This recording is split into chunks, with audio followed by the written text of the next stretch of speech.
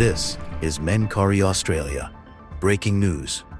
16 people are dead after a terrorist attack at Bondi Beach. According to the Prime Minister, this was an act of anti-Semitism. The attack happened on the first day of Hanukkah, targeting a Jewish community celebration. 15 innocent people were killed. The 16th was one of the perpetrators. Victims range in age from 10 years old to 87. This is one of the deadliest terror attacks in Australia's modern history. It's very sad duty this morning to report that 16 people have been confirmed as being killed, 15 innocent people and one perpetrator. There are 42 people in New South Wales hospitals overnight, and the victims' age ranges are from as young as 10 to 87. A devastating fact. New South Wales Police Commissioner Mal Lanyon will speak in a moment about Operation Shelter, the circumstances of this investigation, the counter-terrorism plan from New South Wales Police, and the latest in relation to community safety, as well as the New South Wales Government's and the New South Wales Police's inquiry into this devastating crime. Obviously, the Jewish community in New South Wales are absolutely devastated this morning, and it's our responsibility to wrap our arms around that wounded community and let them know that ordinary Australians, regular Australians, are in their corner and thinking of them this morning after this terrible, terrible targeted attack on what should have been a joyful event that they have every right to share with their community on Bondi Beach last night. We need to send a strong and clear repudiation of anti-Semitism in all of its forms. In all of its forms. There is no tolerance for racism or Jewish hatred in New South Wales or Australia, and we need to be clear and unambiguous that we will fight it everywhere we see it, whether it's destructive, horrible acts of violence or chants, mottos and internet posts on the internet. Wherever it is, we need to fight anti-Semitism. It is toxic, it is cancerous within a community, and as you can see from last night, it leads to devastating, devastating implications for the people of our country. There's been overwhelming public outrage and support from the people of New South Wales, and I think from the people of Australia. There needs to be a time for mourning. We need to be in a position to bind up the wounds of the state's Jewish community, and many people are asking how they can help. The first thing, of course, is to listen to New South Wales Police and emergency services, but if you are looking for something practical to do, you could give blood. We saw extraordinary scenes from New South Wales public hospitals last night. Emergency departments, at the drop of a hat, were in the process of saving scores of lives. They did an incredible job, but they need your help. They need blood, and if you're thinking about doing an act of public service in the coming 24 hours, I'd urge you to contact the Red Cross and do that piece of public-mindedness, that piece of public-spiritedness. I want to say thank you to our amazing police force who acted bravely and diligently in incredibly difficult circumstances. Thank you to the paramedics who, in some cases under fire, transported the injured to New South Wales hospitals, to the doctors and nurses in our public hospitals, and lastly, thank you to innocent bystanders and civilians who stood up, risked their own lives to save other people's lives. This is a terrible, wanton act of destructive violence, but there are still amazing people that we have in Australia, and they showed their true colours last night. Here's what's been confirmed by NSW Police and federal authorities. The police commissioner declared this a terrorist activity at 9:36 last night. That triggered Operation Arquez, a joint counter-terrorism investigation between NSW Police and Commonwealth agencies. Police have identified two offenders. They were a father and a son, a 50-year-old and a 24-year-old. The father is deceased. The son is in hospital in critical but stable condition.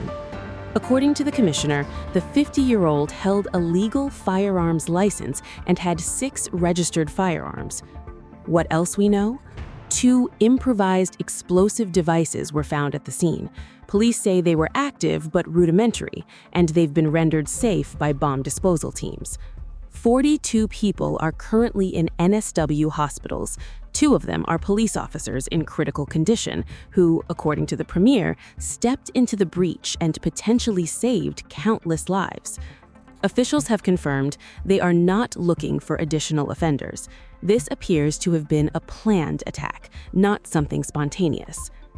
To zoom out for a moment, this attack happened at Bondi Beach, an iconic Australian location, a place associated with joy, families, celebration. According to the Prime Minister, it is now forever tarnished by what happened. The attack deliberately targeted the Jewish community on the first night of Hanukkah, a holiday meant to be about light, hope, and gathering together. Here's some important context. Jewish Australians have been raising concerns about rising anti-Semitism for more than a year. Community leaders have been describing themselves as, quote, petrified. The Premier acknowledged this directly. He said this wasn't an isolated incident of hatred, that Australia has seen repeated public acts of anti-Semitism in recent years. His words, "It lights a fire. It's toxic. It gets into the marrow of a community." Both the Prime Minister and Premier used strong language. They called anti-Semitism a scourge and committed to eradicating it. World leaders have reached out. President Trump, President Macron, and Prime Minister Starmer have all been in contact to express solidarity. The human toll here is devastating. Families are grieving. A community that was celebrating is now mourning. Flags are flying at half-mast across Australia today. The Premier issued a call to action for anyone who wants to help. Donate blood. Hospitals worked through the night to save lives, and they need support. First responders, police, paramedics, doctors, nurses have been praised for their bravery. So have ordinary bystanders who, according to officials, risked their own lives to protect others. The Prime Minister said, "People rushing towards danger to show the best of the Australian character. That's who we are." The investigation is ongoing. The joint counterterrorism operation will continue to examine how this happened and whether anyone else was involved. The Premier has signaled that gun law reform is on the table. His direct words, "I won't hesitate to move legislation if required." There will be a comprehensive inquiry. Officials say no stone will be left unturned.